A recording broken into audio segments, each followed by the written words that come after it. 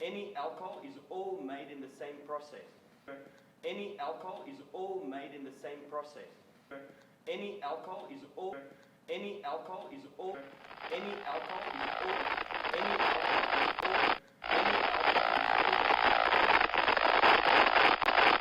all. Due to some violent content, parental discretion is advised.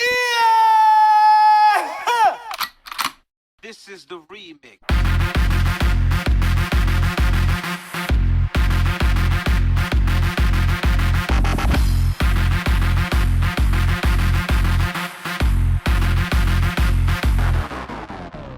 In the process of fermentation. In the process of fermentation, when products get fermented, like I told you guys before, you have wine, grapes. You have whiskey, wheat.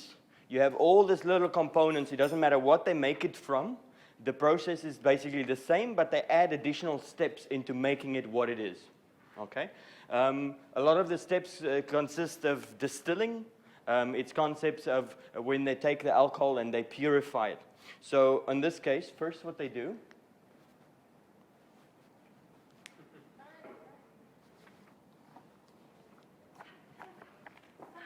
Thirsty, thank you. here, I'm not sick, I promise. Have a sip. Leave me some. So, Erica, I was saying, so when making alcohol, spirits, even perfume is all made in the same process. If you didn't know that, perfume is made the same as how they make spirits. All right? So when they ferment something, it's a natural byproduct. Bacteria within the yeast is breaking down to the product to be absorbed by plant life. It breaks it down to the most basic principle it is. So if you can think of it as when something is rotting, what does it turn into? It turned into protein, it turned into compost. Okay? So you have to think it's the same thing when they make alcohol. Okay? So on the first one here, understanding distilled spirits, you have to think that wine, beer, perfume, it's all been made in the same process. But additional processes can be added to make it into something different. Okay? So all forms of beverage alcohol, whether spirits, wine, or beer, are initially based upon fermentation, like I said, which is a natural process of decomposition and organic materials containing carbohydrates. So carbohydrates is something we find in life everywhere. Even the oxygen you breathe contains carbohydrates, but it's such a lesser amount that we can't measure it. Okay? Anything can eventually rot. Anything eventually has an expiry date. Anything on this earth, even if it has preservatives, not carbohydrates. But carbon, everything is carbon-based. So anything that burns will turn to charcoal, and charcoal is carbon. So carbohydrate is the base concept of that level. Understand the chemistry. Okay, so if you take anything and you reduce it to its very, very basic single product, it will be carbon. Okay, so carbohydrate is anything. You can make wine, beer, spirits from anything, even this couch. Understand? But it won't taste good. All right, so you can make it from anything. Fermentation occurs in nature whenever two necessary ingredients, carbohydrates and yeast. So understanding of yeast, it's not a leaf. Yeast is not a seed. It's not a chemical. Oh, it is a chemical, but it's not an actual plant or an actual product. If somebody asks you yeast, there's different types of yeast. Through nature, we have mushrooms, which is a type of yeast. It's a byproduct of decomposition. Yeast can be mold. If you leave fruit out for too long and they go green and they grow hair, this is yeast that's doing that effect. Okay, but different things thrive in different situations. Okay, so you have to think of yeast. When they add yeast, as they say, it's just what they do is the extra chemical they add to speed up the fermentation. So fermentation is rotting the product, okay, turning it to its most basic product. In some spirits, beers, wines, whatever the alcohol, I'm going to refer to it as alcohol. It's the basic. It's all prepared the same. They do they crush it to make it smaller particles to ferment faster, okay? Which is called wash. They call it as wash. Distilled spirits involve an extra step of distilling. So if you want to turn to just this page quickly, this is distilling. All right, I think it's like the third page I inserted. Okay, so distilling is something that happens when making spirits, wine, spirits and perfumes. All right, even beer sometimes can be the same, but with beer, what they do, they add water. Okay, beer is 72% water.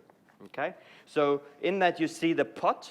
This is where they add the smash, or everything, the whole liquid with the fruit and everything that it contains.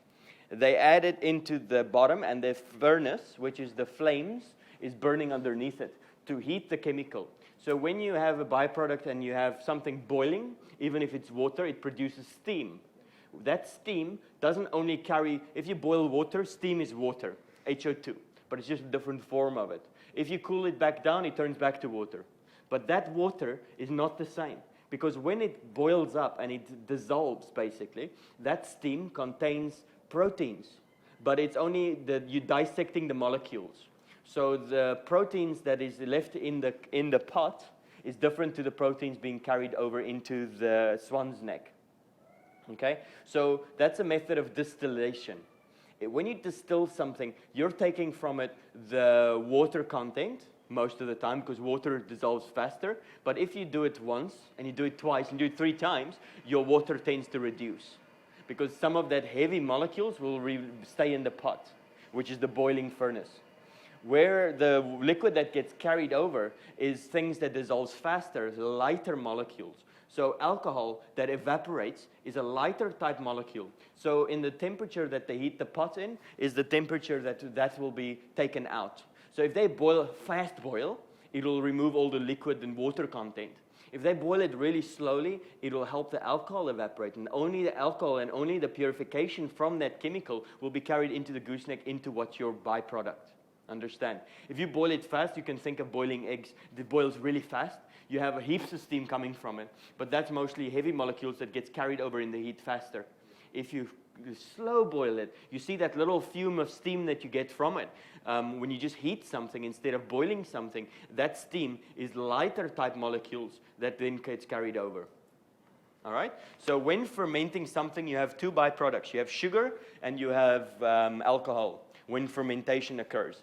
We've learned in nature that when you have something ferment, it gets sweeter because the water content in the fruit will reduce. But when we do it, we add water. So it builds up more sugar. So in the method of fermentation, whenever you make a spirits or wine or beer, how longer you ferment it, the more sugar and more alcohol it creates. Okay? And to the temperature that you distill the item, if you distill it in a heavy temperature, your alcohol content will be lower, or if you distill it to a slower temperature, your alcohol content will be higher. Understand? Okay?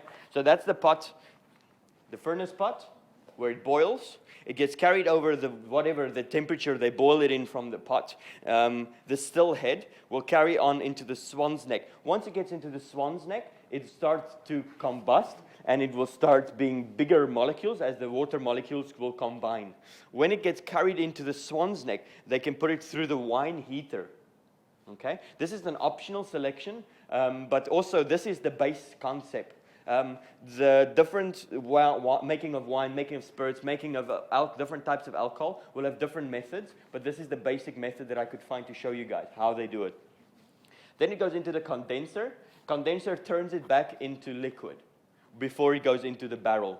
And the only thing the condenser does is it just reduces the temperature of the liquid that goes through. If you have steam, and it's hot steam, and you cool it down, it turns to water. The same concept when you take a shower and you walk out and the mirror is wet. Because the mirror is cold, hot air, cold air makes condensation. Okay? That's why it's called a condenser. Okay? So I'm not going to go in too much detail. That is the basic principle of making alcohol. Okay?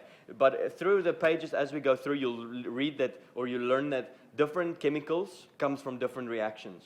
And they add certain steps to turn it in what it turns out to be.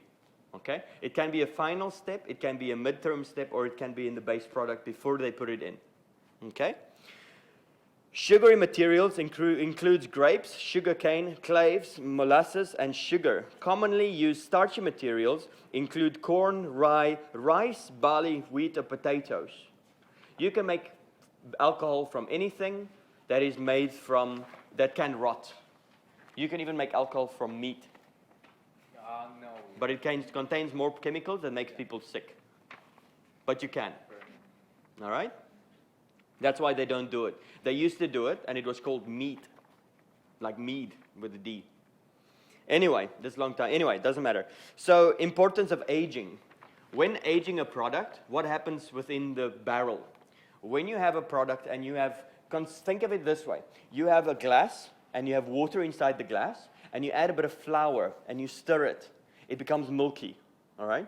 But what you're doing is you're just adding protein to a base product. Understand? So your base product is water. You're adding protein to it, which is flour. So it makes milky. But what happens if you leave it to stand over time? It will go down. It'll separate again. So in the bottom, you'll have a slushy, again, eventually, if you leave it for 30 years, and you can manage to keep the water inside the glass for 30 years, you will have again flour water. They will completely separate again, all right? Because it's still proteins within a liquid, okay? So the same thing, when making wine, when making these spirits, when distilling and aging, aging process is very, very important because when you have something like rum, for instance, is made with molasses. Molasses is already a sugarcane syrup, which is already a liquid. So they're combining a liquid and a liquid to make rum. Okay, but what happens? It takes longer to distill. So, meaning boiling it becomes. You'll see later when getting there, it makes a slush, like it makes a liquid, like it looks like soup boiling. All right. So when they steam that, it takes longer, and they have to have the right temperature to reduce the alcohol from it. Even after they reduce the alcohol from it, because it's already a liquid to a liquid, and they're distilling a liquid. You understand what I mean? It gets really hard. At the end product, by the time it goes into the barrel, it's still murky. It's still like a creamy color. But what happens when it gets into the barrel? All right, I'll explain a little bit later on what the barrel concept is. But when it gets into the barrel, wood is the only thing that allows water to pass through, but bigger molecules like alcohol. The molecule is bigger. That's why it's lighter, because it's more fluffy. Think of it that way. That allows the water to reduce, and the proteins stick to the barrel, on the inliner of the barrel. Understand? Where the inside of the barrel will be the liquid distillation, which will eventually clarify. But it also takes the sap from the wood. So when distilling and you put it in a new barrel, it will have an oaky flavor from the wood. If you then put it in, reuse that barrel, eventually the barrel will lose its flavor or intensity because of the alcohol that eats away at it. All right? Eventually your barrel will be nothing. But cork and wood is the only things that in nature we cannot replace. Cork. And wood. The cork is the one in the wine bottle. Cork is the only natural product that allows water to pass through it without having alcohol to pass through it. Oxygen to pass through it without water evaporating. So that's why when they put a wine cork in the bottle, it means that the oxygen can move through the cork. So the oxygen, the bottle can breathe, the wine can breathe, but the water can't pass through it. Wood, on the other hand, if you take oak, the oak is so dense, think of it like that, dense, that the water can pass through it slowly, very slowly, but the alcohol can't pass through it. The mesh in the wood is just so thick, it's just perfect. We cannot replicate it. Plastic, you cannot replicate the plastic into that product. It's impossible. Till today, now we use screw caps because we age our wine in the barrel.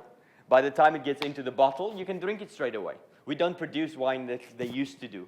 Before, when they have the wood put into the alcohol put into the barrel, they didn't make it to drink right away. They left it there to ferment it in the bottle. So it ages in the bottle. Now we age it in the barrel. The difference. But because of the cork or because of the wood. Okay? Wood plays a big product and the aging of it. So when you have 5 years in the barrel, it means that it's going to be clear like water because all the proteins will settle to the bottom. In some wineries, what they do, if they have a really old wine, they will turn the barrel to a certain degree. That allows the mixture within the barrel to mix again because there'll always be a bubble. They have it down to the chemistry that they say that one barrel, 50 liters, will have 1 to 4 oxygen bubble inside. So they fill up the barrel to a precise level where the oxygen bubble in that bubble, they can measure in that bubble how old the wine is from the oxygen inside. And they can, when they turn the barrel, the bubble takes the proteins again from the side and it mixes the alcohol again. Okay? But if you go and shake it, it's going to be back to normal, so you're going to waste time. But if you just turn it slightly, like to a 180 degree, it means that the proteins that settle to the bottom, you're turning and it will settle back through the wine. So sometimes they can keep turning the barrel. Every 30 years, they turn the barrel. All right? And so your really, really old spirits, a lot of times the barrel would have been turned 5 times because they're aging it in the barrel. That's the difference. Okay? That's the key. So that's why aging is important. Okay? So it also says there's a bit of a detail here. Benefits. Some people believe that different oak trees, because like the oak that grows inside the soil, the difference of soils will create a different type of oak. You can never predict on how good the barrel will be because it's a wood. It's a natural product growth and then cut. So I've highlighted here right next to the picture here. I've highlighted a point there where I said benefits of American versus French oak. White wines is one of the few wood oaks that can hold liquids while allowing the process of breathing through the wood pores. So there's French oak and there's American oak.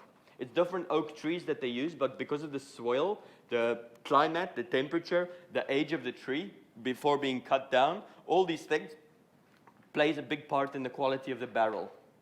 Okay? But I believe that in my personal theory, the French will be better, their barrels will be better because they've been doing it for much longer than the Americans. Okay? But when going to Canada, the maple syrup will be better because the maple trees has been grown longer than anywhere else. Understand the concept? So in that case, I would say Canada is the best maple syrup, okay? But because of the maple trees, than anywhere else. Understand the concept. It's their climate, it's their country, it's where the tree originally has been grown, okay? How you call that tree? Maple? Maple tree. That's for maple syrup. But in wine, spirits, or beers, they find that only the oak tree leaves a pleasant taste in the wine. Any other tree has too much sap or too little sap. The plant is just specifically like it's been put on the planet to do it. It's just so perfect. You cannot have a more perfect product to do wine or beers or spirits into it. There's no other thing like it on planet. We cannot design anything to it. Understand? Even have you seen the sponge corks? The sponge corks, have you seen them? The plastic sponge cork. It's like a wrapping plastic rubber, and the inside is a sponge. That's just there's no oxygen passing through it. Okay? That only just seals the bottle. Understand? It's a mythical theory that somebody thought, let's just seal the bottle. But they didn't think of screw caps. They just put that instead of the cork because we were opening bottle and presenting the bottle. So when they first introduced the screw cap, people were neglecting it. They discarded the idea, and then they used the plastic cork. Now that we started more, it took time for people to get used to not opening a wine bottle with a cork. Today, we have maybe one bottle in our storage that contains a cork. Understand? Because it's been aged. By the time it leaves the winery, it's ready to drink. Before, 30 years ago, by the time the wine leaves the winery, they will have a list, a chart that you have to work from, and you'll see a chart later in here. You'll see a chart and it says which vineyard and which times and which dates, which rainfalls, and when you can drink it. There's a certain date on the bottle from when you can be consumed. So first one here that we're doing is brandy and cognac. The understanding of it is very important. Brandies are usually distilled from wine. Understand? When making wine and you're boiling the wine and you're distilling it, you get brandy. So it's grapes. So the taste will be like if you take wine and you make it as strong and distill it as strong as possible, you get brandy. That's the byproduct. That's one of the first ones that they discovered when starting heating and fermenting. Fermentation, speeds up over higher temperature. Understand? Because you're reducing it faster. Okay? Cognac is the most famous of brandies, and it comes from within a particular region of France. That's why it's called cognac. Okay? So if somebody asks you what's the difference cognac brandy, what's the difference? Cognac is from the region. Cognac's like champagne from a region in France. Okay? That's what's called cognac. That's the only difference. So cognac is only from France. Cognac's from France. You won't find a bottle of cognac from New Zealand. it'll be brandy. Clear?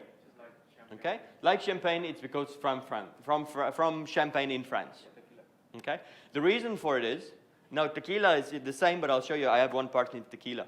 So when the French everybody started making alcohol throughout the world, the French was like, ours is the best. We will call ours champagne. And we will say that you can only call it champagne if it's from Champagne. Copyright. All right? So they did the same with their brandy. You can only call it cognac. We have the best, it's only cognac. Because of the way they make it, because of the climate, because of the soil, because of the temperature, because of the makers of the product, you can only call it cognac. Okay? They have a lot of details on it that's the reason. Okay? If you call it cognac and you find it in New Zealand, I'm sure you, the taste, the age, nothing will be the same. Okay? Even the wine, the grapes that they use will also have an effect on the brandy or cognac. Like I've said, so you understand how wine is made. So wine is the smashing, they reduce it, all right? So they take the pulp sometimes with the wine, sometimes without, depends making red or white. All grapes is green inside. I've explained this to you guys before. So when reducing and when fermenting, if you add the pulp, the skin with the wine, it's going to color the wine to a red or a white. Okay? When fermentation occurs and then they reduce it, they just filter it and you get grape juice. But because the grape juice contains alcohol water, it'll be wine. Clear? When making spirits, they can do like brandy. They do the same. They reduce it. They distill it. It goes through the distillation process and it ends up as brandy. Okay? So there's also a little, you can note yourself there. When I say VSOP on the bottle, it's different codes. It's the same as the Latin when they use I, V. You know how they use the counting, the letters? You know, 111. Same thing. So it's called the lexicon. The letter O means old, S means superior, V means very, P means pale, X means extra. Okay? So if a bottle says VSOP, you know it's very special old pale. So they refer to the color, they refer to how old it is, how many times it's been blended or mixed. Okay? Other famous brandies are Armagnac. Armagnac is a brandy like cognac. But because it's from France, they can call it as Armagnac. Okay? It's just a slight variation in making of cognac. Brandy de Gers is from Spain. Grappa is a brandy from Italy. Ouzo is a brandy from Greece. Kirish is from Germany. And Pisco from Peru. All of these are brandy? All of the same. You see in the bar, you see Grappa, you see Ouzo. It's all brandies. Understand? So it's all brandies, but it's all named according to that place. Okay? So there's a lot of different variations in names of brandies because it's the first wine. When they started making wine, they started making brandy. It's in the same time span. That's why it's changed so much. That's why we have Sauvignon Blanc, Pinot Noir, Pinot Gris, Pinot, whatever you can find. Semillon, you can find so many. There's an endless list of different grape varieties. Even blends can have different names. Okay? Cabernet Sauvignon is a blend, but by now it's not a blend anymore. Understand? Before they used to mix it. Now it's just one grape because they grow the grapes together. They actually change the grape. Genetic? Yeah, they genetically change the grape by now. Understand? No one knows for certain who distilled the first brandy. In all likelihood, several cultures has been experimenting with the principle simultaneously. That's what I said. When they made wine, they made brandy. Okay? They realized what the byproduct from wine, they found they made brandy. Clear? I'm going to skip that part. You can do some reading at home if you want to catch up on more details. So you guys understand where is brandy from? You understand the cognac principle? Armagnac, Grappa. You understand when the bottle says VSOP, XO? Yeah? This is just detail on the bottle to tell you more about it before opening the bottle. Okay?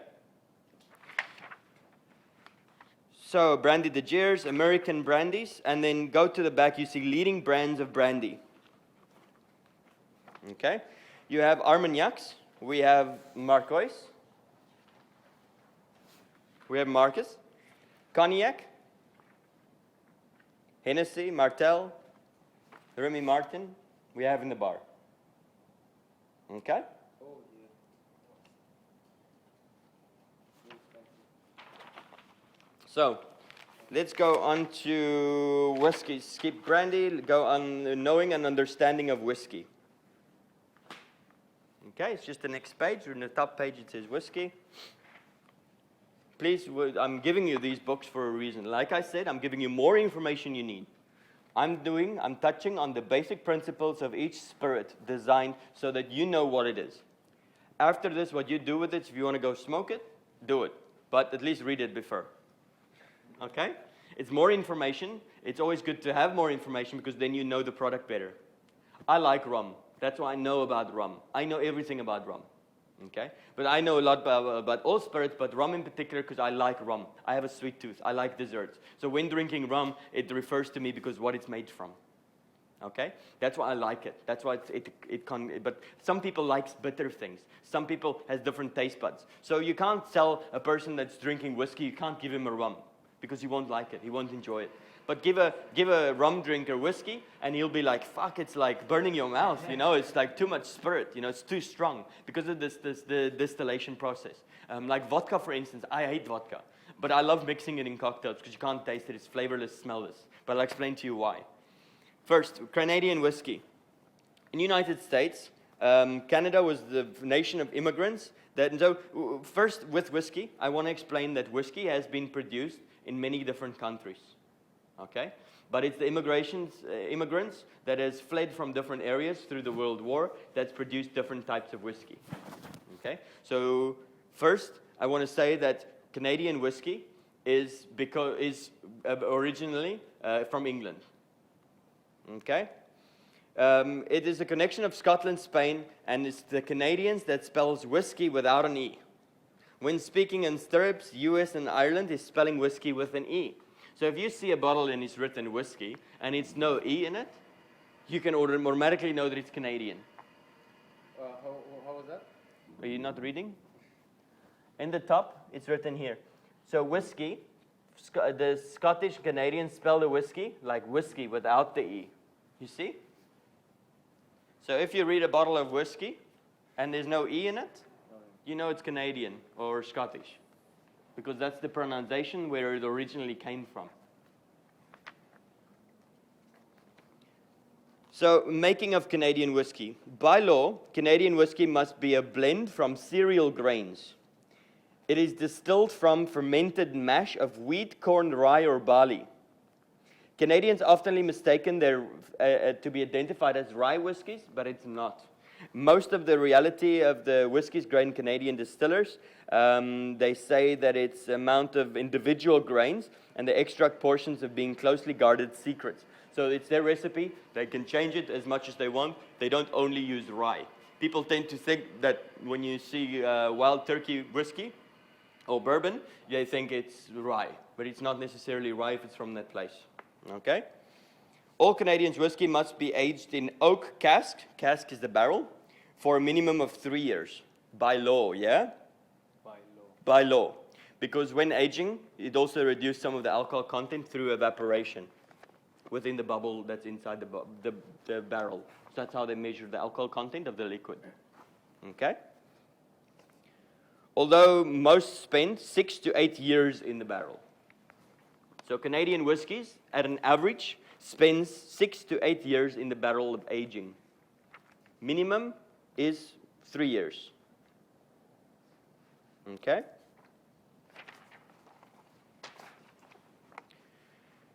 At this stage, the blender put it to the test. Many tricks of the blender's trade in whiskies and variant ages in order to produce consistent blends year to year. The bottle label can only carry the age stated of the youngest spirit used. Understand? They can blend whiskey, Canadian whiskey, from anywhere.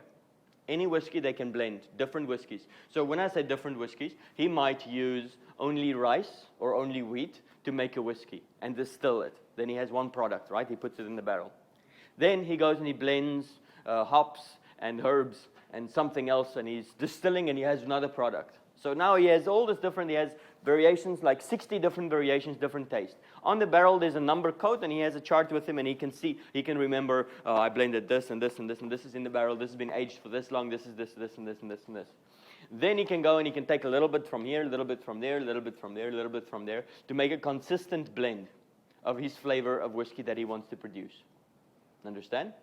So he then goes and he says, so he adds a little bit of rye, he adds a little bit of rice, he adds a little bit of wheat, corn, whatever he wants to add.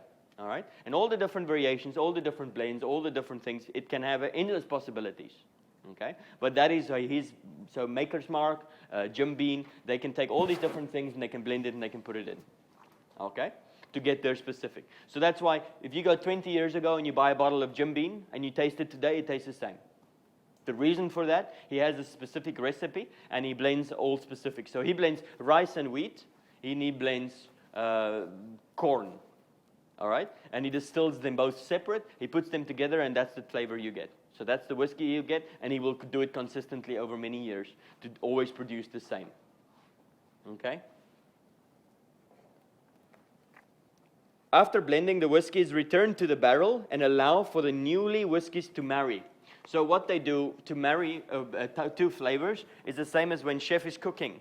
If chef is cooking and he's taking vinegar and he's mixing it with wine, all right? You put the two together and you make a sauce from it.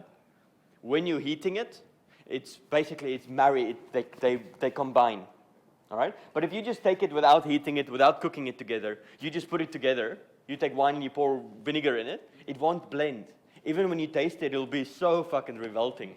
But put it in a sauce, heat it a little bit, and then make it cold again, and then taste it. It means to marry two flavors. So that's what they do. They take that, instead of like heating it, they put it back into the barrel.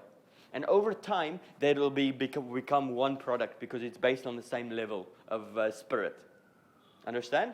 So after blending, after taking all the little parts from his recipe, and he puts them into the barrel, he leaves the barrel to age. That way it becomes one flavor, and then he produces in bottles. As a rule, Canadian whiskies are light-bodied, as a rule. So this is very important. If somebody asks you what is Canadian whiskey, you should know the flavors. It is, as a rule, Canadian whiskies are light-bodied, slightly pale, and has a reputation to being mellow. So, have you ever seen Canadian Club? CC? Canadian Club? It's like a very light color. So pale means that it's a light color. All right? Mellow means that the flavor is not too strong. Okay? When blending it, it's not overpowering. So people that like Canadian whiskey tend to like spirits that's not too strong. So there's a certain taste bud that goes into Canadian whiskey. So we have Crown Royal. We have Seagram's VO. I don't know if we have Black Label anymore. I think we've had it in the bar before. And we have Canadian Club. Canadian Club is your most average one. Yeah? A lot of people drink it with ginger ale because of the whiskey, and you make it. So ginger ale is also not like ginger beer. Ginger ale is also quite a weak soft drink. So when mixing it with a whiskey, they have a good combination. It tastes good together. Okay? If you drink Canadian whiskey with Coca-Cola, won't really be nice because the Coca-Cola will overpower the whiskey. You won't either taste the whiskey or it'll have aftertaste. Okay? So it won't be nice. So when mixing your drinks, also consider if a whiskey is mild or mellow and it's pale, it's not dark, it means that the whiskey's been standing for longer, it's weaker, and the taste will be weaker. So tending to drink Canadian whiskey that's weaker with something that's strong like Coke, it's going to be disgusting. It's not going to be nice. But drink it with something weaker like ginger ale or water even, you taste the product better. Okay? I've put on some cocktail recipes on there as well. All right? Some details. Triple sec, apple cider, sugar syrup, Canadian whiskey. And it gives you, like, these are all like dog sled, Canadian Stonefins, or opening is all base products of a cocktail drink. Just a mix. Okay. So, knowing and understanding American whiskies. American whiskies is as American as apple pie. I need my water, sorry. Okay, so American whiskey is very old, all right? You have to understand American whiskey has been through centuries, and there's many variations of it, all right? The ingredients used for distilling were the ones hardiest, naming corn, wheat, rye, or barley. It's all products that is hard to mash because of the size, so you think one corn or one wheat. How they have to mash that, you know what I mean? So the machinery they have to use, you can imagine before they had that machinery, how hard it was to make it into a mash, into a pulp. So also barley is really hard, like an acorn. It's hard as hell. To crush it, it takes a lot of elbow grease. You have to really pound it, yeah? And your machinery has to be really fine to crush it and to smash it in order for it to ferment faster. If you just put the whole product inside your fermentation, you're going to wait decades for that thing to finally break down to where you need it to be. Okay? But something like a leaf has a harder shell on the outside, but when broken, it breaks into finer pieces and it rots from the inside outside. So it's faster. So that's why they crush it and then ferment it. After the revolutions of the first test, blah, blah, blah, too many details, Kentucky region were found a limestone-rich water supply. Do you know what's limestone? Limestone is a type of stone that we have. It is like a sand, you get it a lot of times like next to the coastlines because the wind is blowing the sea sand up into the mountain peak and it compacts. After many, many years, it compacts into what we call limestone. So limestone is a sandstone. All right? It means that water can pass through it faster. It's really good to pass through the water through sand because it removes the particles. It's like a filtering process.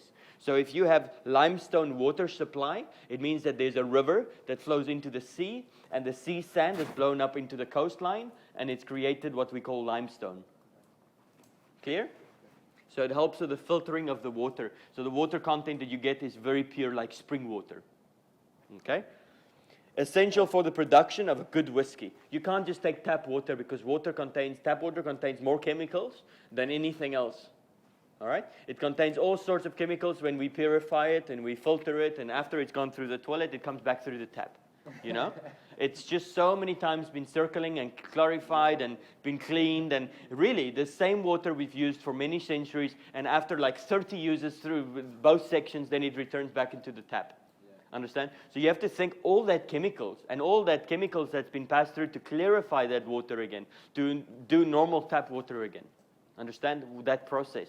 So the same as water that comes from rainwater, you can have a river that flows into the sea, and that water gets soaked up again into the clouds, and it rains again, and it's the same process over and over. But can you imagine with the limestone? That's why sometimes on coastlines, you have a beautiful blue water coastline, and the sea will be so rich. There is so many, like the blue, light green color, like especially the volcanic ashes here, the volcanic roots, because it soaks up the water, it reheats the water, and it pumps it through the sand again.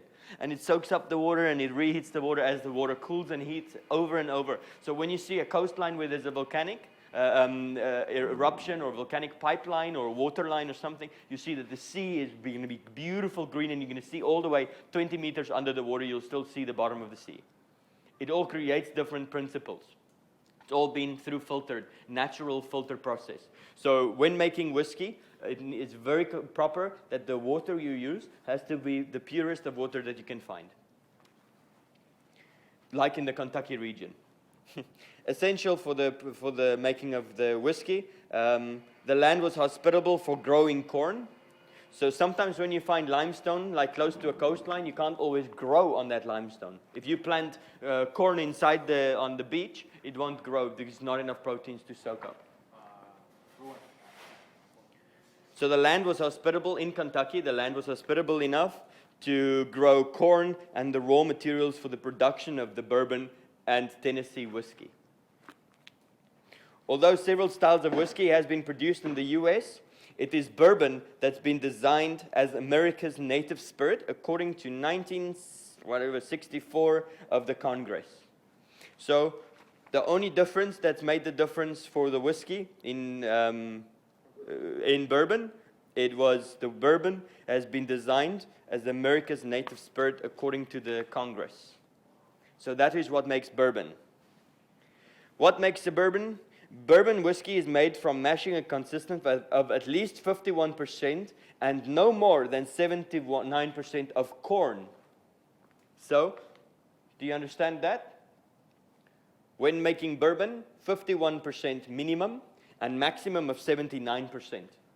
So your flavors of bourbon would always be the same because it'll only allow them to mix 49% or 28% of other byproducts. So it only leaves a little bit of change.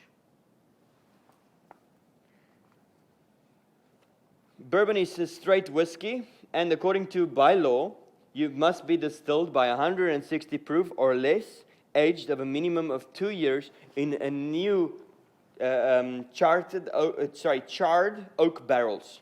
So what they tend to do, two things here, 160 proof, okay? Proof is alcohol by volume. I wrote it in the top corner for you there.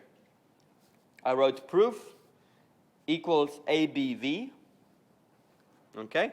Alcohol by volume, which is 7 to 4. For every 7 liters, you have 4 liters alcohol. And that's the maximum. You're not allowed to go more than that. So I think it's like, but the maximum alcohol limit you might have is 65% alcohol. You're not allowed to go more than that. Yeah, I was asking you how you get the volume of the alcohol. That's what I'm telling you.